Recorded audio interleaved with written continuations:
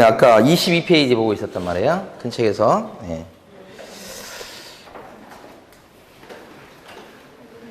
주무시는데 깨워서 죄송합니다.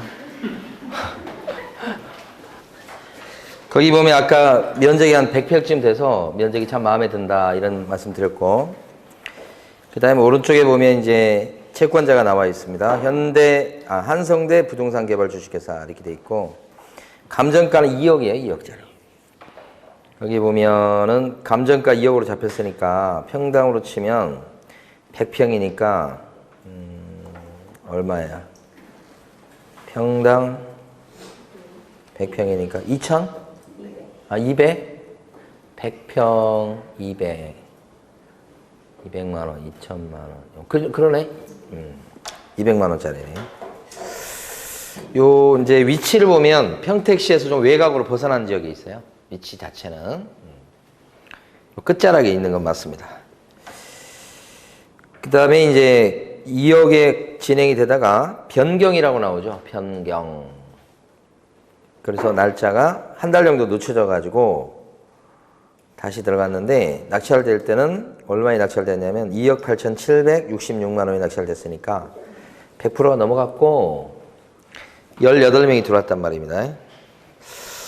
그렇게 될 수 있는 땅이죠. 왜냐면 이때 당시에 보면 이제 그 평택 지역에 경매 물건이 없어요.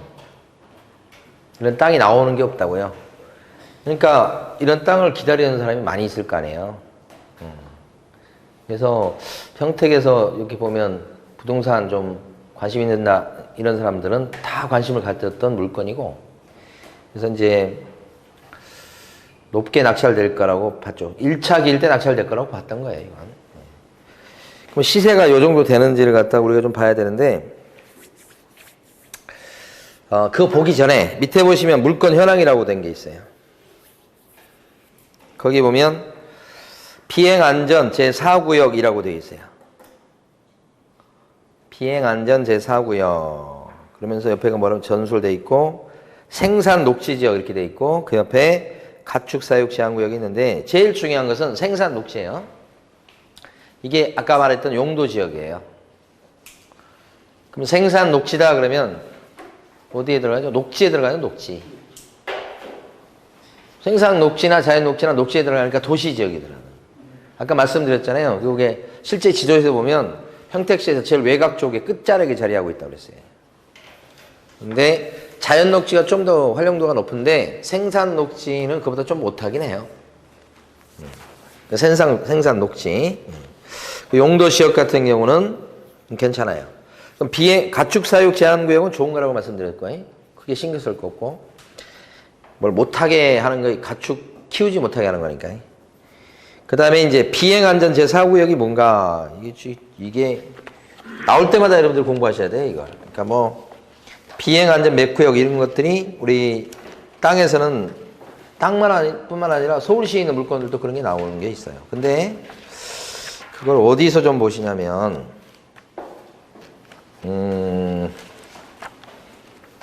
이거 찾았습니다. 80페이지 보세요. 작은 책의 80페이지. 비행기가 뜨고 내릴 때 하늘에서 뜨고 내리기 때문에 옆에 높은 건물이 있으면 좀 안전에 문제가 생기겠죠. 80페이지. 그러다 보니까 비행기가 뜨고 내리는 활주로 인근에는 안전을 위해서 높은 건물을 못 짓게끔 구역을 지정해요. 높은 건물 못 짓게끔. 만약에 비행기가 내리려고 하는데 옆에 높은 건물이 있다 그러면 위험할 수 있잖아요. 응? 옛날에 우리 저기 뭐예요, 저거 롯데월드 있잖아요. 제2 롯데월드인가 칠 때 저기 성남 비행장 거기 그 내리는 그 선에 있다가 그래가지고 그게 원래 못 짓는 거잖아요. 못 지어야 되는 게 마땅한데 또 이제 어떻게 해가지고 짓게 만들어 놓으니까 언제나 사고 위험성이 있는 거예요, 거기가. 그래서 그건 정책 결정이 잘못됐다고 보는데, 아무 롯데를 위해서 한 건가는 모르겠는데, 하여간 올라갔잖아요, 결국은. 그러다 보니까 이제 비행기 타고 뜨고 내리는 비행사 입장에서 봤을 때는 언제나 눈에 가시는 거예요, 저게. 잘못하면 사고 날 수 있으니까. 그러니까 저런 게 높은 건물이 주변에 지어지면 안 되는 거예요. 얼마나 높아요? 지금 여기 서울에서 제일 높은 건물이 거기 들어간다는 건 말이 안 돼. 비행기가 움직이는 동선상에 그게 있다는 건. 그럼 비행기가 그거 근처에 가면 뭐예요? 바짝 얼어갖고 이렇게 해야 된다는 거 아니에요. 그러니까 비행사들이 죽을 맛이지. 이게. 딱 트인 공간하고 뭐가 옆에 있는 거고 이게 틀리잖아요, 이게. 근데 거기에 이제 그 지적할 때 1구역부터 6구역까지 쭉 있는데 거기 보면 이제 활주로 그 상태일 때 그게 이제 1구역이에요, 1구역. 그러니까 활주로 상태, 그 활주로 있는 그 지역이 1구역이에요. 제일 가운데 거. 응? 그 다음에 2구역, 요건 이쪽 저쪽 뜨고 내리는 지역 있죠. 거기가 2구역. 그러면 1구역은 이건 뭐, 저 경매 물고 나올 리가 없어요. 활주로가 나왔다는 얘기니까. 2구역, 요런 경우도 잘 드물어요. 근데 2구역은 아무래도 뜨고 내리는 지역이니까 높이 제한이 더 있겠죠. 근데 왼쪽에 4구역, 5구역, 6구역은 어떻습니까? 그 주변이죠. 그러니까 조금은 덜하단 말이에요.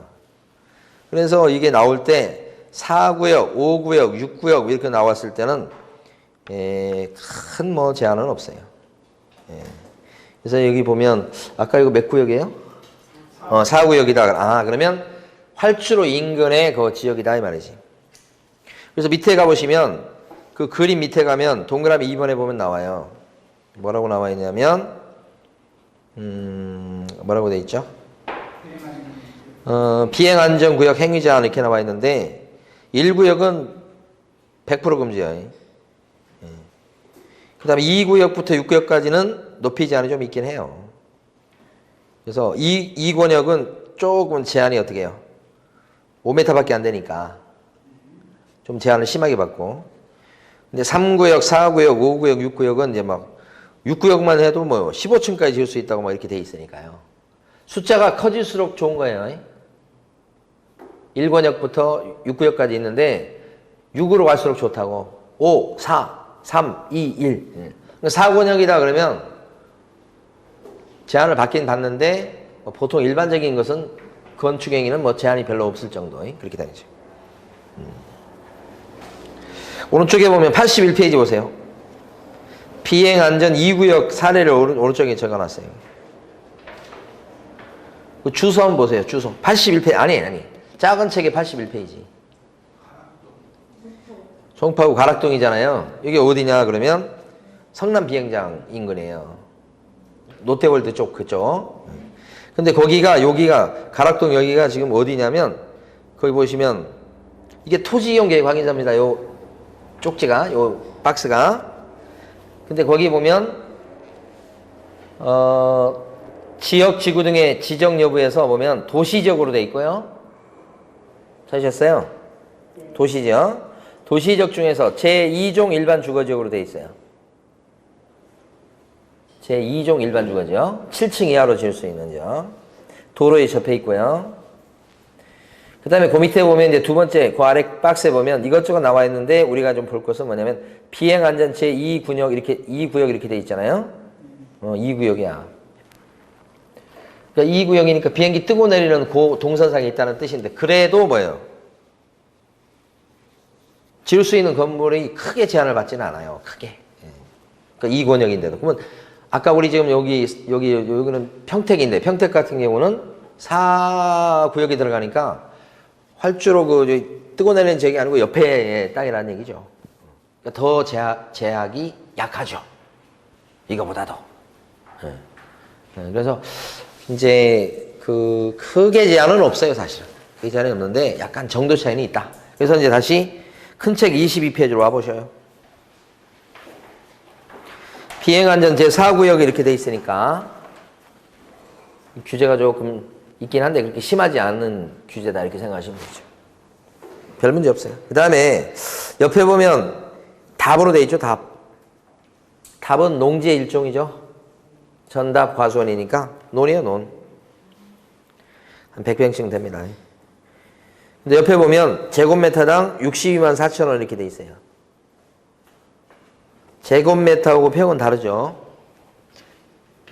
제곱미터당 62만 원 정도 된 거지. 그럼 한 평당은 얼마예요? 한 평.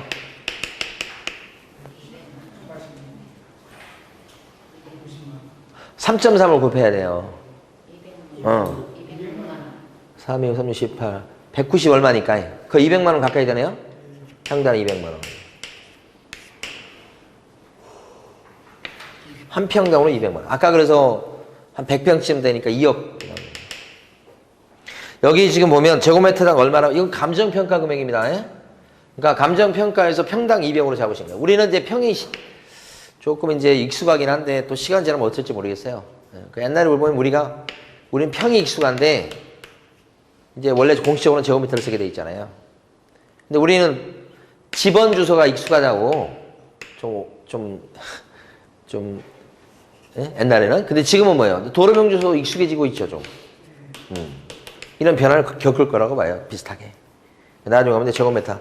제곱미터가 더 과학적일 수 있어요. 1제곱미터가 뭐예요? 1m, 1m잖아요. 그렇죠? 100제곱미터는 어떻게 되는 거예요? 10m? 10m. 그러니까 오히려 그게 과학적일 수 있어요. 우리는 이제 옛날부터 전통적으로 평을 썼기 때문에 몇 평이다 그러면 그게 딱 와닿아서 그런 감각이 있어서 그렇지. 사실 시간 지나고 나면 평 개념을 안 쓰고 그냥 제곱미터만 다 해도 100제곱미터 그러면 10m, 10m 아닌가요? 맞아요? 100제곱미터. 그러면 이 평으로 치면 얼마예요? 100제곱미터가? 30평 좀 넘어가죠. 그렇기 때문에. 나중에는 이렇게 많이 쓸 거예요. 볼 때는. 지금 이것도 이렇게 많이 쓸 거예요. 도로명으로 이제. 예? 근데 이제 지금은 이게 같이 쓰고 있지. 그 다음에 이제 감정가가 2억 얼마 이렇게 잡힌 거고요. 밑에 보면 지금 여기 물권 현황은 어디에 나온 것일까요? 감정평가서에 나온 걸 적어 놓은 겁니다. 물권 현황이라고 하는 거. 밑에 현황 위치는 감정평가서 내용을 요약한 겁니다. 한번 읽어볼게요. 처음이니까. 신장 근린공원 북동측에 인근에 위치하며 부근은 근린생활시설. 근린생활시설은 상가 점포 생각하시면 돼요. 단독주택, 그 다음에 다세대주택. 다세대주택은 이제 빌라 같은 거 얘기하면 돼요. 그 다음에 농경지 등이 혼재하는 지대로서 재반 입지 여건은 보통이다. 이렇게 돼 있죠. 자, 그 다음에 본건까지 차량 접근이 가능하여 도보 가능 거리 내에 버스 정류장이 있고 대중교통 이용 편익은 보통이다. 대중교통 수단이 있나 봐요, 가까이. 그 다음에 인접지하고는 등고 평탄한 사다리형 토지로서, 그러니까 평평한 땅이에요. 모양은 사다리 모양이고 답, 기타 상태다. 실제 쓰는 것은 이제 지목상으로는 답으로 돼 있다. 논으로 돼 있다. 본권 남동으로 왕복 4차선 아스팔트 포장도로와 접해 있다. 4차선 도로에 접해 있는 건 좋은 거예요. 도로에 접해 있기 때문에 건물 짓는데 아무 문제가 없죠. 그러니까 우리가 땅 볼 때 용도지역 본다고 그랬고, 용도지역은 아까 생산녹지인가 뭐 그랬어요. 그래서 자연녹지 못지않게 어느 정도 괜찮고, 그 다음에 이제 면적 같은 거, 지목 있었죠. 지목도 의미가 있어요. 답이죠. 그럼 여기다 건물 지으려면 한참 좀 돈이 들어가겠다 이런 게 생각하셔야 돼. 근데 그 돈 들어가는 게 문제 아니죠. 그러면서 가치가 상승하는 거지. 지목이 답이다. 그 다음에 이제 면적 같은 경우는 100평쯤 되나요? 100평쯤 되니까 면적도 괜찮고. 그 다음에 도로에 접해 있기 때문에 건물 짓는 것이 원활할 수 있다. 오케이, 이것도 좋다. 요건들이 좋은 거예요. 그 다음에 평택, 그 다음에 더 넓은 의미에 보면 평택이라는 지역이 있기 때문에 평택은 이제 앞으로 인구가 많이 늘 수 있는 지역 중에 들어가잖아요. 근데 평택이 많이 개발되면서 인구가 실제 늘고요. 그런데 이제 뭐든지 보면 급속도로 막 이렇게 하면 또 이제 조정을 거치고 막 그래요. 그래서 한참 전에는 몇 번씩 이게 부침이 있는데 어쩔 때는 평택 같은 경우에 그 막 아파트 막 이런 거 막 주거용 건물이 많이 공급돼가지고 미분양 나고 막 그랬었다고요. 갖고 있는 사람이 막 그거 싸게 사라고 막 그런 적이 있었다고. 그죠? 그런 시절이 있었고 또. 그 다음에 또 괜찮아가지고 또 회복세 국면에 있다가 또 이번에 또 이렇게 된 거예요. 평택 처음에는 너무 막 뜨거워가지고 그게 뭐 손도 못 댈 정도로 뜨거웠었고 중간에 한번 조정이 있었어요. 그래 뭐 미분양 나오고 막 너무 많이 올랐다 해서 비싸다 막 그런 얘기 돌고 있다. 그래서 좀 하다가 또 약간 회복 공명했다가 지금 또 이렇게 된 거지. 그러니까 붙이면 다 있게 마련입니다. 네. 형태. 그 다음에 본기배 밑에 봐봐요. 참고사항 봐봐요. 참고사항 보시면 둘째 줄에 현황서상 점유 내용 이렇게 보시면 현황상 물을 이용하여 벼 등을 재배하고 있지 아니함 이렇게 돼 있죠. 그러니까 지금 지목은 답으로 돼 있으니까 이 답은 이제 물 숫자가 들어가잖아요. 논농사, 물농사 짓는 거예요. 논농사. 근데 실제는 어떻게 해요? 농사 짓고 있지는 않다. 그러니까 지목하고 다르게 쓰고 있는 거죠. 그래서 이제 그 위에 사진 한번 있는 거 보세요. 아, 저기 보세요. 24페이지 사진 보세요. 24페이지. 요 가운데 있는 땅이에요. 여기 논입니까? 논 아니잖아요. 이거 아무리 봐도 이건 논 아니지. 밑에서 봐도 논 아니고. 근데 지목상은 논으로 돼 있고. 그 다음 오른쪽 페이지 보시게 되면 이게 경매 물건에서 지금 요 땅이 나온 거예요. 요 땅이 나왔는데, 요건 비교지인가? 그렇고, 요 밑에 있는 땅이 나온 거지. 밑에 요 사다리꼴 모양 땅이잖아요. 여기. 요 도로가 몇 차선 도로고, 왕복 4차선 도로고. 요게 나온 거고. 그죠? 그러니까 도로에 접해 있고. 4차선. 네. 그래서 요거 이제 요 땅인 거죠, 요 땅. 그래서 건물 지을 수 있고, 괜찮은 땅이고, 평택이고, 그러니까 이게 큰 그림에서 봤을 때는 이건 개발 가능성이 높다는 측면이 있고, 지금은 이제 외곽 지역에 위치하고 있습니다만은 팽창될 거라고 보고, 나중에 이제 요거 건물 지어서 올리고 이렇게 되면 같이 올라갈 수 있는 충분히 가능성이 열려 있고 또 가능성이 열려 있는 데다가 개발하면 얼마든지 개발할 수 있는 땅이니까 도로도 접해 있고 면적도 적당하고 딱 건물 지을 수 있는 땅이고 괜찮죠. 그래서 이제 요 땅은 그때 이제 그 어떤 분이 이 땅 우리 수강생분은 아닌데 수강생분이 아니고 전화 오신 분이 있어서 이 땅 때문에 그래가지고 이거 들어가면 괜찮겠냐 뭐 이렇게 100번 괜찮지. 근데 일단 딱 했는데 변경이 먼저 됐어. 그래서 본인이 들어가는 게 아니고 그 시아버님인지 아버님인지 그분이 들어가신다고 그래서 좀 알아봐 달라고 해가지고 이제 권리분석 해달라고 하는데 권리분석 할 게 없어요. 저번에 권리분석 등기부 나오고 막 그래야 될 텐데 저기 봐봐 22페이지 한번 보세요. 22페이지 아래쪽에 가면 등기부가 있잖아요. 그 등기부 가지고 조금 봐야 토지긴 한데 보면 소유권이 이제 정씨 앞으로 증여로 넘어갔잖아요. 증여받은 여기 정씨는 정땡땡씨는 그냥 증여받으셔가지고 가만히 딴 거 아무것도 하지 마. 가만히 있어야 되는 거예요. 그런데 거기 보니까 뭐예요? 어디서 돈을 꿨네? 대출이 있잖아요. 근저당이 있잖아요. 2개. 그러다가 경매 넘어갔죠. 그러니까 이거 대출 안 일으키고 그냥 가만히 있었으면 어떻게 되겠어요? 가격은 그냥 계속 올라가고 있는 중일 거 아니에요. 근데 꼭 뭐 좀 잘하려다가 그릇을 깨죠. 그런 거 되게 많이 느껴요. 진짜 그래요. 왜 그런지 몰라. 그러니까 그래서 우리 오늘 그 얘기도 했습니다만은 어떤 사업체에서 돈을 많이 벌었어요. 그러니까 이제 이거 말고 영업을 확장하려고 그래. 그 다른 거 하려고 이제 투자를 또 한다고. 망했어. 그 하던 거 잘 된 거 그거나 쭉 갖고 있어. 그것만 하면 괜찮을 텐데 사람 마음이 안 그렇거든. 더 큰 분자가 되고 싶거든. 다른 데다 투자를 했다가 그게 쫄딱 망한 거야. 여기까지 망해, 여기까지. 그 얘기 아까 본부장으로 했었거든. 저쪽에 앉아갖고. 그래서, 야, 사람 너무 욕심 부려도 안 되는구나. 그러니까 이런 그 경매 물건들을 가만히 보면 가만히 있었으면 그냥 괜찮게 살 건데 어떻게 좀, 물론 그게 자기 마음대로 안 되긴 해. 근데 이분도 이렇게 경매에 넘어가서 딱 했는데 이때 감정가 2억인데 지금 낙찰된 금액은 거의 3억 가까이 됐잖아요. 그만큼 감정평가 자체가 잘못된 것일 수도 있어요. 그러니까 토지에 대한 감정평가가 쉽지가 않은 거예요. 그래서 18명이 들어와서 높게 낙찰된 측면도 있지만 그런 것도 있지만 정말 시장의 시세를 갖다 제대로 반영하지 못한 측면도 있다는 거죠. 이렇게 잡아도 싸게 잡은 거예요, 싸게. 나중에 이렇게 높게 잡은 사람이 몇 프로, 50%나 더 높게 잡았잖아요.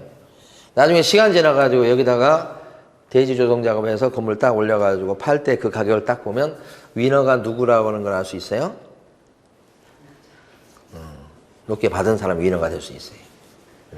그래서 아니 그건 다른 거 말고 여러분 주변에 있는 것들 중에서 한번 찾아보세요.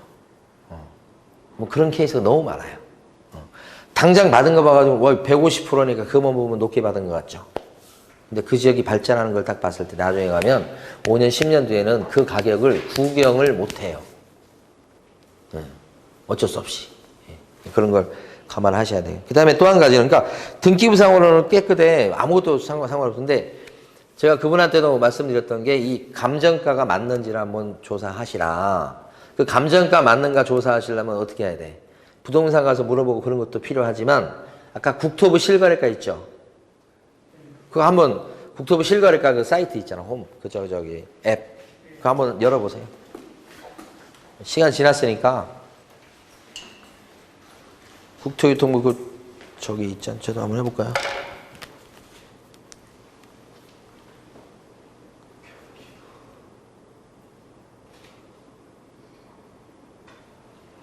신당동을 딱 검색하면 경기도 평택시 신당동이 나오죠. 하남시도 있고 뭐 광주도 있고 그러네. 근데 실거래가 된 게 나오는데 이제 저 조건에서 이제 22년도를 저는 해봤더니 22년도인데 22년도 일단 해볼게요. 지금 9월 달이니까 지금 8월 달까지 올라와 있네.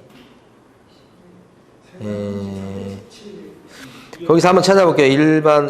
제 1종 일반종 이거 뭐였죠 아까? 생산 녹지를 찾아가야죠. 거기에 얼마나 많은 땅 필지가 있겠어요. 그러니까 이건 객관적으로 좀 비교하기 좀 그런데 자연 녹지 6월달에 있나요? 6월 22일 날 생산 녹지가 있는데 지번이 앞에 것만 나와 있네요. 6땡 이렇게 되네. 이거 비슷한 지역이네. 그죠? 6땡으로 봤을 때. 근데 면적이 317제곱미터 하면 이게 얼마예요? 이거 비슷한데? 2억 거래 금액 2억 2천 이렇게 됐죠. 2억 2천. 22년도가. 요렇게 요건 진짜 비슷해요. 면적도 비슷하지. 답이지 또. 그죠? 그러면 요게 경매가 된 게 2020년도죠. 그럼 위에 설정을 2020년도로 한번 해보셔요.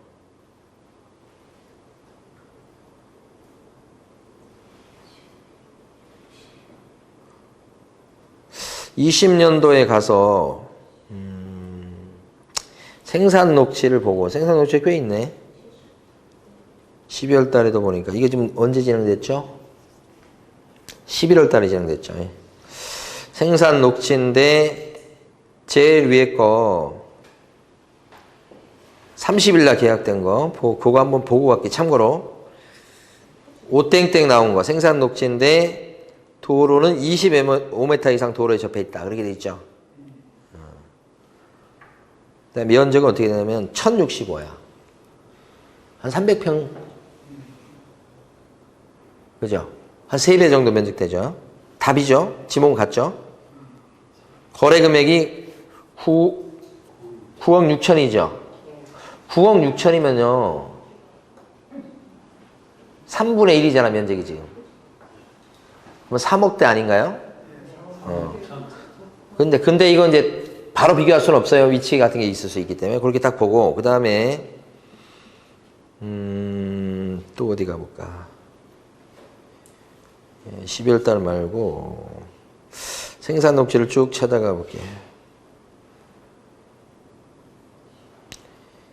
예, 생산 녹지 맞네. 생산 녹지 많은데 저기 봐봐요. 이건 좀 다른데 저기 9월 23일 거 380 나온 거 요건 비슷한 건데 생산 녹지인데 도로가 8m 미만이죠. 8m 미만이고 1억 3천 얼마죠. 1억 3천이죠. 그럼 요건 아까 이거보다 좀 땅값이 좀 싼 거네, 싼 거. 그러니까 이 지번을 잘 이제 구체로 봐야 되겠지만 도로가 조금 좁은 도로에 접해 있고 큰 도로가 아니고 아까 이건 4m 도로잖아요. 왕복 4차선이잖아요. 왕복 4차선 보통 도로를 나눌 때 2차선, 4차선, 6차선, 8차선 이렇게 나눠요. 그럼 4차선은 꽤 큰 도로인 거지. 2차선만 번듯한 2차선만 접해도 괜찮은 땅인데 4차선 도로는 좀 더 좋은 거죠. 여기는 이렇게 미터로 나오면 8m 정도는 2차선이라고. 8m는 2차선 넘을 수가 없죠. 2차선 정도 봐야 되지. 자, 그 다음에 나중에 도로 폭에 대해서 이제 한번 보겠습니다. 쭉 내려가서 저기 7월 20일 날 6땡 나온 생산녹지 있죠. 근데 면적이 너무 적다. 너무 적어서 안 되겠고.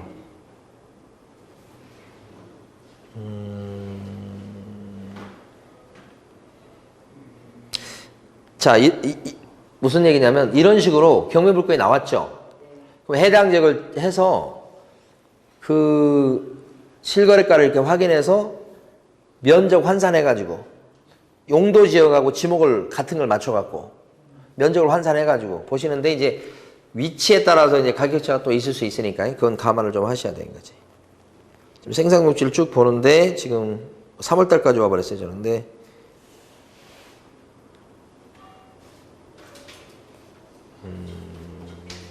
일반 상업지역도 많네. 거래된 게.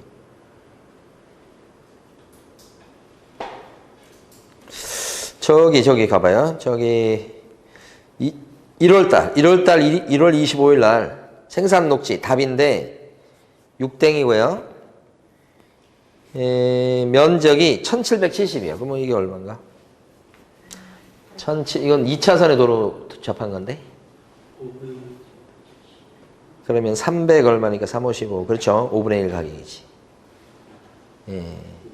5분의 1 가격인데 8억 3천이잖아요. 5로 나누면 1억 5, 7, 1억 7천 얼마. 1억 7천 얼마. 1억 8천 정도 되는 거지. 그죠? 근데 이게 접한 도로 길이가 8m 미만으로 돼 있잖아요. 그러니까 지금 요 경매 나온 물건은 4차선 정도로 봐니까 20m 이상 도로예요. 그거보다는 여기가 도로에 접한 그 폭이 좀 좁죠. 같은 6땡이라도. 그러니까 그렇다는 얘기는 도로가 갑자기 적은 도로가 생긴 게 아니고, 그렇지. 한번 들어간 도로라는 뜻이에요. 큰 도로에서 한번 들어간 도로. 이렇게 보시는 게 맞을 거예요. 자, 이렇게 해가지고 이제 이 시세가 실거래가하고 비교해가지고 맞는지 이렇게 확인을 해보신다, 이 말이지. 근데 이제 그때 당시에 제가 직접 조사를 못했는데 그분 얘기로는 부동산에서 얘기하는 게, 그 부동산에서 얘기하는 것도 정확하지 않죠. 그때 이제 아까 얘기한 평당 200만 원 정도 이 감정가가 거의 맞다고 보는 거예요. 그때 당시에 제가 들은 걸로는. 그 정도로 부동산 얘기하더래. 그러니까 이제, 그거보다 훨씬 높게 낙찰된 건 됐죠. 근데 그때 아까 2억 얼마였죠? 여기는 2억 8천이니까 되게 비싸게 받았는데 최근에 보니까 그 생산녹지 거기에 2억 아까 얼마였죠? 아까 2억 2천? 좀 떨어진 그거 있죠? 네. 근데 이제 그런 것은 그 땅만 가지고 그러면 그렇게 될 수 있는데 그 땅을 이제 돈을 투자해 가지고 개발을 하죠. 건물 짓고 대로 바꾸죠. 그러면 그 드린 그 값어치 이상으로 분명히 플러스 돼서 나와요. 네, 그러니까 뭐 좀 떨어졌다고 이거 걱정할 건 아닌 것 같고요. 또 앞으로 또 시간이 또 있으니까요. 자, 그 다음에 또 한 가지 이제 볼 것은 이렇게 이제 꼭 보시고 그 다음에 또 한 가지 볼 것은 뭐냐면 이게 농지잖아요. 우리가 앞으로 주로 투자 대상은 농지가 많아요, 여러분.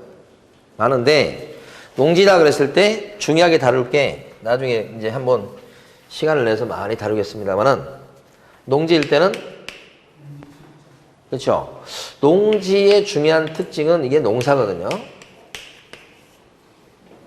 농사 짓기 위해서 이게 만들어 놓은 땅이라고 볼 수 있는데 이러한 농사를 지어야 되는데 그러면 A가 이 농지를 갖고 있다가 농지예요. 이 사람은 농사 짓는 사람이에요. 그런데 B가 이 농지를 사요.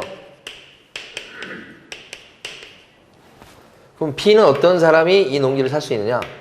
농사를 짓겠다는 사람만 살 수 있어요. 원칙이.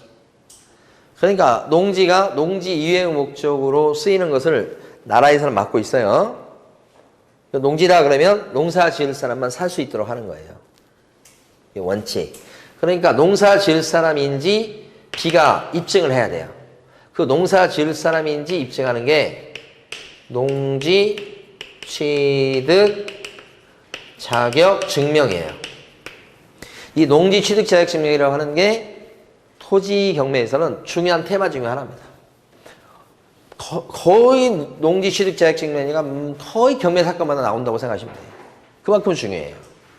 그러면 농지 취득 자격 증명은 어디서 끊느냐? 그러면 시청, 구청, 그 다음에 읍사무소, 그 다음에 면사무소. 여기서 이 농지 취득 자격 증명을 끊어줘. 그러면 여기 보면 시청, 구청, 읍사무소, 면사무소 이렇게 되어 있는데 여기는 평택시 신장동이라고 되어 있잖아요. 그러면 이게 일단 농지증이 필요하다는 전제하에서 지금 말씀드린 거예요. 전제하에서 말씀드리면 평택시청에 가서 끊어야 되는 거지. 예? 예. 근데 구체적으로 이제 무슨 읍이 나오거나 면이 나오면 그 읍사무소, 면사무소 가서 끊을 수 있고 여기 동이잖아요. 동은 아니고 원칙은. 그래서 시청에서 끊을 수 있다. 그리고 인터넷 발급도 돼요. 예. 그러니까 현장에 꼭 가지 않으셔도 돼. 예. 근데 그게 뭐냐면 농사 짓겠다고 하는 사람만 이걸 끊어주는데 농사 지을 사람인지 아닌지 여기서 어떻게 확인하냐면 여기서 농사 짓는 계획서 있죠. 농업 경영 계획서. 나중에 한번 이 서식 써볼 거예요. 농업 경영 계획서. 농업 경영 계획서를 제출해요. 거기는 무슨 농사 짓겠다. 농지는 어떤 면적이다. 어떤 농기구로 농사 짓겠다. 그런 걸 다 이렇게 체크하고 쓰게 돼 있어. 그것을 보고서 이 사람이 지금 농사 혹시 안 짓고 있다 할지라도 앞으로 농사 질 사람이구나 하면 이걸 끊어준단 말이에요. 시군 면적에서. 그럼 요게 있어야 등기가 나요. 그러면 경매에서 낙찰을 받은 사람도 등기 가져와야지만 완벽하게 소유권자가 되는 거죠. 물론 이론적으로는 돈만 내면 소유권 취득한다고 하지만 그걸 다시 팔아먹으려면 어떻게 해야 돼요? 등기까지 내고 나서 그 등기를 넘겨줘야 될 거 아니에요. 그래서 등기 가져오려면 반드시 뭐가 필요해요? 농지증이 필요해요. 있어야 된다고. 근데 만약에 경매에서 1등 됐는데 이걸 못 갖다 내죠. 여기서 뭐라고 그러냐면 당신 농사 질 사람 아닌데 보니까 뭔 농사 짓는다고 그래. 나 발급 못 해줘. 농사 질 것 같지가 않아. 이렇게 해버리면 이게 발급이 안 되면 등기가 안 나버려요. 잘못하면 그래서 걸었던 보증금 날리게 되고 그럴 수도 있어요. 그런 사례는 드물긴 하지만. 그러니까 토지에서는 이 농지 취득 자격 증명, 줄여서 농취증이라고 하는 게 굉장히 중요한 요소예요. 그러면 지목상 지목이 전, 다, 과수원으로 돼 있다. 이렇게 돼 있으면 두 가지로 나눠요. 농지 취득 자격 증명이 필요한 경우가 대부분인데 농취증이 필요 없는 경우도 있을 수는 있어요. 그러니까 지금 아까 위에서 말씀드릴 때는 농취증이 답이니까 필요하다는 전제하에서 말씀드려 본 거예요. 그런데 농취증이 없어도 되는 경우, 등기 나는 경우가 있을 수는 있어요. 근데 이쪽이 훨씬 많아요. 이걸 나누는 것도 참 쉽진 않아요. 이게 무슨 얘기냐면 보니까 이건 농사 지을 땅이 아니야. 농사 지을 수 있는 땅이 아니네. 그러니까 농지 취득 자격 증명 필요 없겠어. 그런 땅도 있다고. 그러면 그때는 농지증을 요구하지 않아요. 근데 법원은 있잖아요. 법원은 지목 따지고요. 이렇게 돼 있으면요. 법원에서는 농지증 갖고 와 그래요. 안 가져오면 너 안 갖고 못 갖다 내고 그러면 너 저기 보증금 몰수야 이렇게 해요. 그러니까 법원은 요것만 가지고 따져요. 근데 원래 법원이 잘못한 거예요. 농지증 필요한 것은 농사 지을 수 있는 땅인데 그걸 취득할 때 그때 이걸 요구하는 거예요. 그래서 법원은 무식하게 하고 일단 무조건 가져오라고 하고 가면 우리 시군면장은 그걸 뭐 로드뷰라든지 이런 걸 보고서 아니면 현장 가봐요. 가봤을 때 농사 지을 수 있는 땅이다 그렇게 되면 이걸 요구하고요. 농사 지을 수 있는 상황이 아니야. 그러면 요구하지 않는 거예요. 그러니까 여기가 정상이야. 근데 법원은 비정상이야. 무식해. 이걸 잘 몰라. 그러니까 이거야? 갖고 와. 이렇게 해, 무조건. 요게 이제 나중에 해결돼야 돼, 이게. 근데 상당수는 뭐야? 필요하다. 이런 게 많지. 근데 여기 보면요. 뭐가 문제냐면 보면 사진 아까 사진 보셔봐. 거기 지금 농사 짓겠어요? 못 짓겠어요?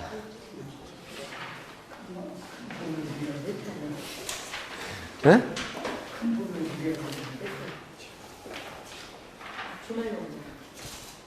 주말 농장. 만약 여기가 진짜 논이면 어떻게 해요? 진짜 논이면 최고 쉬운 거예요. 논 뭔지 아시죠? 이렇게 막 이렇게 심어놓은 거.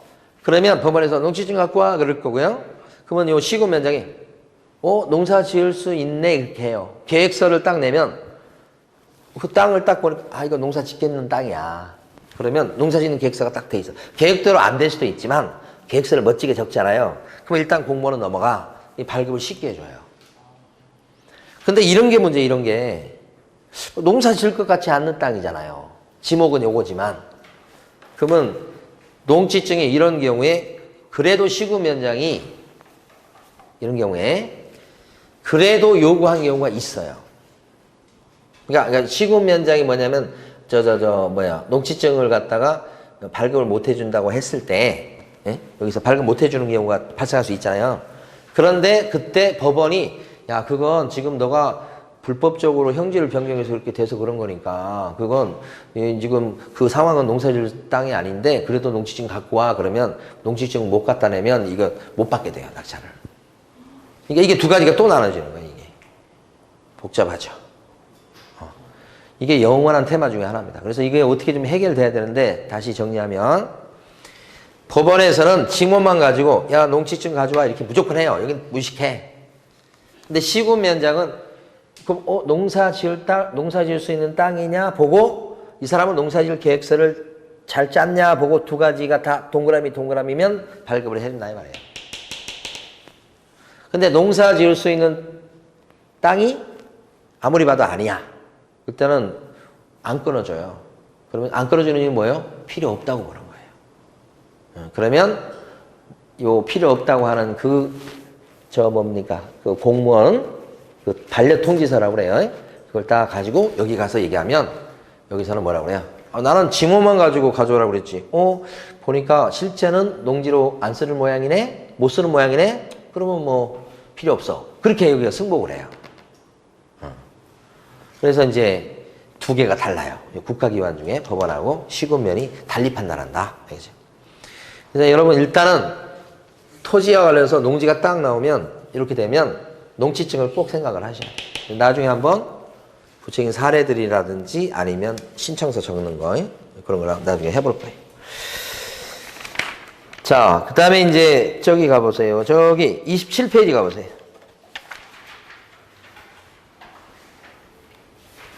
27페이지 보시면 매각 물건 명세서가 나와요. 특히 왼쪽에 보면 현황조사도 나오죠.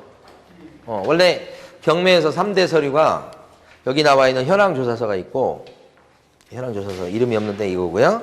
요 매각 물건 명세서가 있고 그 다음에 감정평가서가 있어서 3대 서류잖아요. 근데 저기 뭐야 토지로 오잖아요. 현황조사가 별 볼 일이 없어요.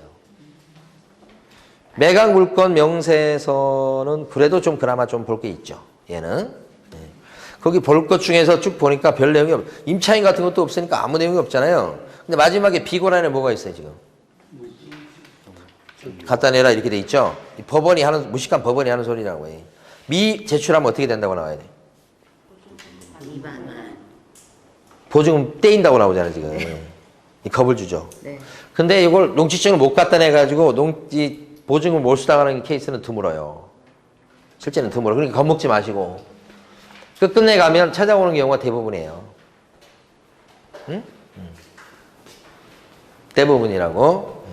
그래서 크게 겁먹지 않으셔도 돼요. 그러니까 발급이 되면 이제 등기 나는데 쉬워지는 거예요. 발급 못 받게 되면 그때는 이제 못 가져와요. 낙찰 받은 걸 못 가져와. 농지증이 없어서 못 가져와. 근데 발급을 못 받았을 때 이제 그때 또 좀 사후적으로 이게 농지법을 배우셔야 되는데 농지법상 농지가 아니어서 필요 없는 경우인데 법원이 요구해가지고 못 갖다 냈어. 그러니까 이건 법원 탓이 내 탓이 아니야. 보세요. 이거 지금 이게 농사짓기 생겼나? 이렇게 따지고 들어가면 법원에서 이제 뭐야? 아니 맞아. 이거 그 보증금까지 몰수하는 건 너무 심해. 그래서 대부분 돌려주라고 판결 나요. 소송까지 하고 막 그러면. 그러니까 크게 걱정은 안 하셔도 되는데 일단 농지증이 중요한 테마 중에 하나 들어간다는 거예요. 이거 갖고도 몇 시간 해야 될 거예요? 농지증도. 나머지는 없잖아요. 지금 뭐가 있어요? 없죠? 네. 그러면 뭐가 중요하냐면요. 토지일 때는 28페이지에 있는 28페이지 보세요. 28페이지 보시면 요게 토지 이용 계획 확인서예요. 근데 28페이지 나와 있는 이 토지 이용 계획 확인서는 경매 진행될 당시 그리고 요건 이제 최근 거니까 진행되고 나서 요걸 떼어본 거예요. 토지 이용 계획 확인서거든요. 이게 중요해요. 토지는. 다시. 토지는 현황조사서나 매각 물건 명세서보다 뭐가 더 중요해요? 토지 이용 계획 확인서가 중요하다. 그 제일 위에 보니까 주소 나와 있고 일반 62-3번지 이렇게 돼 있어요. 그 다음에 지목이 답이고 면적이 321제곱미터고. 근데 요 토지이용 계획 확인서하고 똑같은 내용을 우리가 어디서 볼 수 있냐면 여러분 들어보셨을 거예요. 토지이음이라고 하는 사이트 있죠. 예? 토지이음이라는 사이트. 그죠? 토지이음이라고 하는 게 이게 만들어졌어요. 뭐 이름이 바뀐 게 얼마 되지 않아요. 거기 가서 이거 집원 주소 집어치고 들어가서 해도 요 똑같은 정보를 얻을 수 있어요. 근데 거기 보니까 이제 공시지가 나와 있어요. 공시지가가 제곱미터당 246,700원이에요. 언제가 기준이냐면 2020년 1월달 기준이에요. 이거 개별 공시가예요. 그러니까 토지이용 계획 확인서에 개별 공시가 나오고 지목도 나오고 그래요. 그 다음에 거기 보면 첫 번째 박스에 생산 녹지 지역이라고 나오죠. 찾으셨습니까? 그러면서 중로 1류 이렇게 돼 있죠. 넣었습니다. 폭이 뭐예요? 20에서 25m 이렇게 돼 있죠. 왕복 4차선. 중로. 아까 감정평가서에서 4m 뭐 도로 뭐 이런 거 왕복이 4차선인가 뭐 2차선인가 했었잖아요, 아까. 중로 1류. 이거. 앞에 그 저기 뭐야? 다시. 앞쪽에 가시면 몇 페이지냐면 22페이지 보시면 물건 현황 중에 밑줄 그어놓으셨을 거예요. 왕복, 그렇죠. 왕복 4차선 아스팔트 포장도로와 접하면 이렇게 돼 있죠. 왕복 몇 차선이요? 4차선. 이제. 그걸 중로라고 그래요. 자, 이거 볼까요? 소로가 있고, 중, 대로, 광로 이렇게 있어요. 좀 이따 교재에서 볼게요. 근데 요 2차선, 왕복 2차선. 요게 4차선. 20m 이상. 아까 이거 8m 전후. 그 다음에 요게 6차선. 광로는 8차선. 왕복 8차선. 요렇게 보통 도로 폭을 가지고 규제해요. 그럼 여기다 보면 소중 할 때 중로, 중로, 맨요 이렇게 나오잖아요. 맨요 이런 건 신경 쓰지 마세요. 중로, 소중, 대, 요 네 가지 지금 기억하기도 힘들어 죽겠어요. 소중, 대, 광 이렇게. 2차선, 4차선, 6차선, 8차선 이렇게 되는 거죠. 그래서 저기 한번 작은 책에서 요걸 지금 제가 설명드린 내용이 어디 있는가 한번 볼게요. 도로 관련해서 우리가 배워놓는데 그게 어디가 있나. 저기 봐봐요. 102페이지. 작은 책의 102페이지 보세요.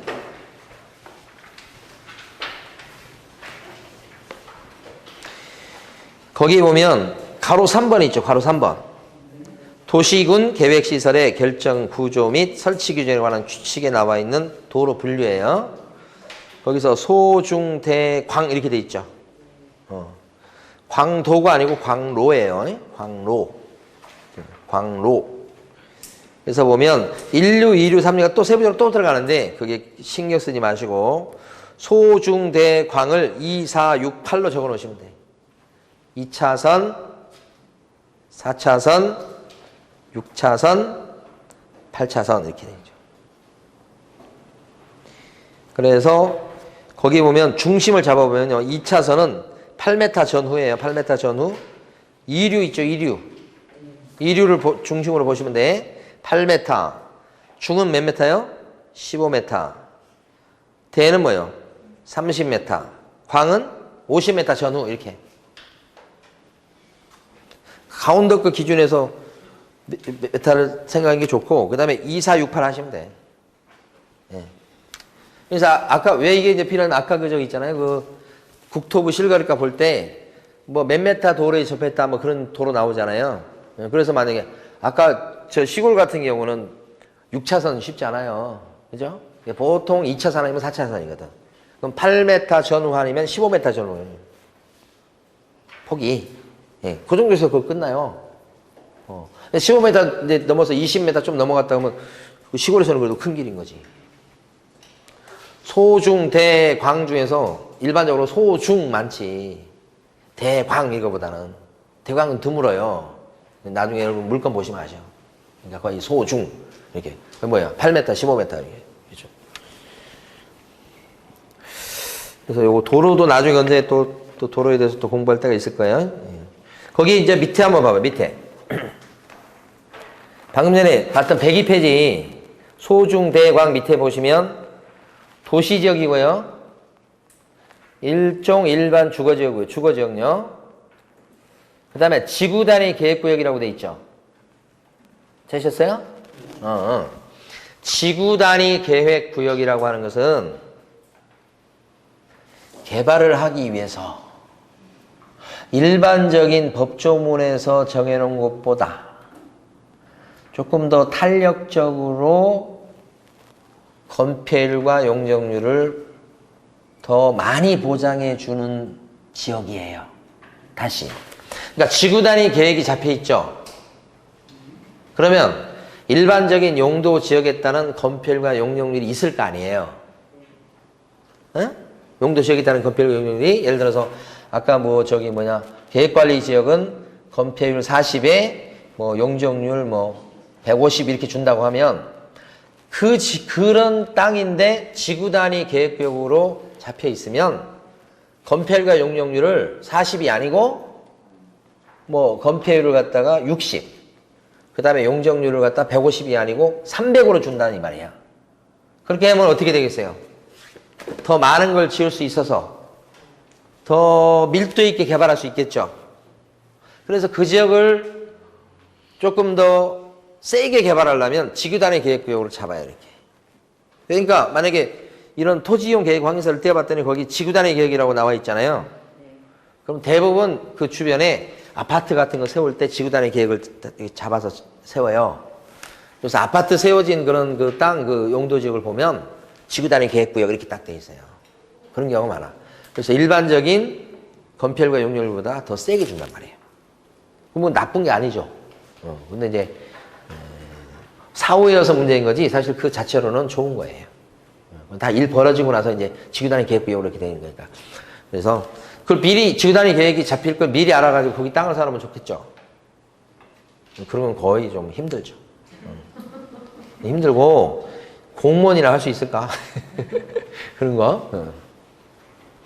다시 이제 그래서 거기 보면 그 소로라고 나오죠. 그 옆에 가다 말았네. 소로 인류 이렇게 돼 있죠. 인류 이런 거 신경 쓰지 마세요. 소 이렇게 소만 신경 써요. 소 8m 전후 이렇게 생각하시면 돼요. 2차선 그죠? 옆에 보면 국지도로인데 저촉이라고 돼 있죠. 이게 무슨 말이에요? 약간 도로에 먹어 들어갔다 그런 뜻이에요. 밑에 보시면 공부하기에 다시 또 밑에 공부해봐요. 가축 사육 제한구역은 어때요? 이런 거 자꾸 많이 보시면 돼요. 땅을 볼 때. 가축 사육 제한구역은 좋다 이런 거고요. 상대 보호구역은 뭐예요 이게? 여기 또 밑에는 절대 보호구역 있네. 그죠? 뭘까요? 맞았어요, 맞았어. 이게 뭐냐면 학교, 초등학교, 중학교, 고등학교 있잖아요. 주변에 학생들한테 위해가 갈 수 있는 그런 업종이 있을 거 아닙니까? 단란주점이나 이런 것들. 그런 것들이 학교 주변을 못 들어오게 하는 지역이에요. 옛날에는 이걸 뭐라고 그러냐면 정화구역이라고 그래서. 지금 용어를 바뀌어서 보호구역인가 뭐 이렇게 용어를 바꿨죠. 그러니까 학교 주변에 학생들한테 좋지 않은 영향을 줄 수 있는 업종은 못 들어오게 막는 지역이에요. 그러면 상대 보호구역, 절대 보호구역 이런 게 있거든요. 그러면 이런 것은 좋은 거예요, 나쁜 거예요? 좋은 건 아니에요. 근데 여러분 가서 한번 보세요. 주변에 학교 없는 데가 있나? 엄청 많아요.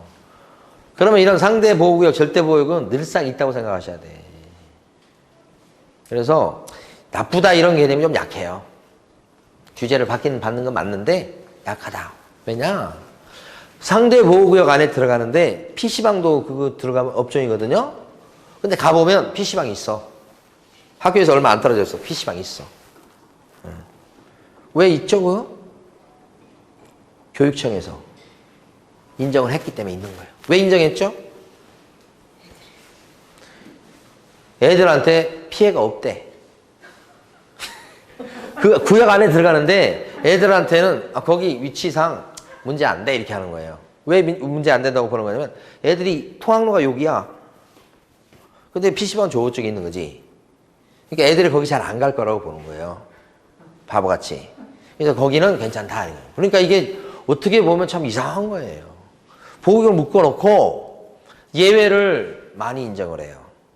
구석지 있으니까 괜찮고 여기는 얘들한테 잘 안 보여. 그러니까 괜찮고 막 별걸 다 하거든. 그러니까 풀어주는 경우가 있죠. 그래서 우리 상가할 때는 이걸 많이 합니다. 상가할 때는 이게 업종 때문에 이걸 많이 하는데 우리 토지에서는 그건 아니죠. 근데 어쨌거나 이 보호구역을 학교 주변에 다 묶어. 학교 부지로 지정만 돼도 미리 묶어요. 기가 막히죠. 학교 만들 땅이야 지금. 그러면 그 지역이 벌써 상대 보호구역 딱 묶여요. 학교 만들어질 거니까. 그럼 거기 애초부터 못 들어오게 하는 거예요. 그거 안 묶어놓으면 어떻게 일이 벌어지냐면 아직 학교가 안 만들어졌으니까 거기다가 단란주점 세워지고 나서 학교가 만들어졌어. 나는 옛날부터 있었는데 잃어버리잖아.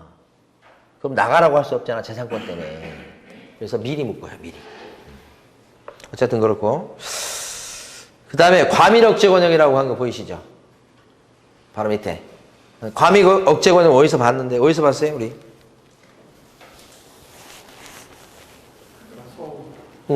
수도권 정비 계획법 볼 때 몇 페이지요? 아까 계획할 때 나왔었는데 19페이지인가요?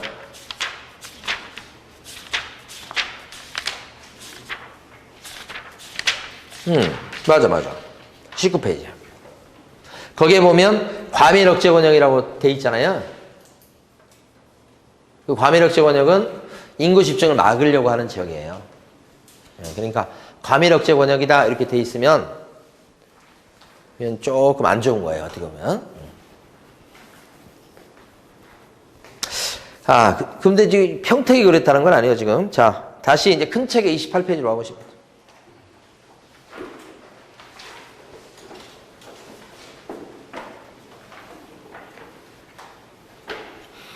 저 28페이지에 보시게 되면 거기에 중로고요. 중로는 아까 말씀드렸습니다. 그 다음에 접함이니까 좋은 거고요. 접해 있다는 거고요. 그 다음에 다른 법령 등에 따른 지역이나 지구 등이라고 된 거 있죠. 그죠? 거기에서 보면 가축사육 제한구역 아까 봤던 내용 그대로예요. 그 다음에 비행안전 제4구역은 큰 문제 없다고 그랬죠. 근데 이제 뭐가 있느냐. 밑에 보시면 토지거래 계약에 관한 허가구역이라고 돼 있어요. 외국인, 법인, 단체 대상이다. 토지거래 허가를 받도록 하는 지역이라는 거예요. 근데 외국인이나 법인, 단체는 토지거래 허가를 받아라 그런 땅이라는 거예요. 그리고 주택용 토지로 한정된다. 주택용 토지를 거래할 때는 토지거래 허가를 받으라고요. 근데 아까 토지거래 허가구역은 그 땅 주인 입장에서 봤을 때는 단순히 생각하면 토지거래 허가구역 땅이다 그런 것은 괜찮은 땅인 거죠. 투기 가능성이 있다고 인정한 땅이니까 괜찮은 땅이에요. 근데 묶여버리면 허가부로 딱 지정을 하면 어떻게 돼요? 슬픈 일이에요. 원하는 시기에 팔거나 이렇게 작자가 쉽게 나타나지 않을 수 있기 때문에 문제가 되는 거죠. 지정받고 나서는. 그런데 만약에 이런 땅일지라도 경매로 낙찰을 받는다 그랬을 때는 어떻게 해요? 토지거래 허가를 받을 필요가 없게 되니까 문제가 안 되는 거예요. 다만 이게 허가구역이 가만히 보니까 외국 사람이나 법인, 단체 이런 거에 한정이 되니까 우리하고는 또 관련이 없죠. 그렇죠? 관련이 없기는 없으나 어쨌든 경매를 받을 때는 허가구역은 크게 신경 쓸 필요가 없다 이런 뜻이에요. 그래서 자 땅을 볼 때 자 결론 제일 먼저 봐야 될 것은 경매 물건에서 현황사라든지 매각 물건 명사서라든지 감정평가서라든지 그게 제일 먼저 볼 게 아니고요. 그 땅 집은 땅 나오면 제일 먼저 볼 게 뭐예요? 토지이용 계획 확인서요. 거기에 뭐가 들어갔습니까? 지금 우리가 보고자 하는 면적 있죠. 용도지역 있죠. 그죠? 지목이 있죠. 이게 제일 중요한 서류예요. 땅 그러면. 땅 그러면 무조건 이걸 먼저 봐야 돼요. 근데 여러분들은 토지 이음에도 이걸 볼 수 있다고요. 이거 지금 쉴 텐데 여러분들은 토지 이음에서 있잖아요. 요 집을 한번 쳐보세요. 똑같은 정보가 나올 거예요. 한번 지금 쉬는 시간 한번 확인해 보시기 바랍니다. 네. 쉬겠습니다.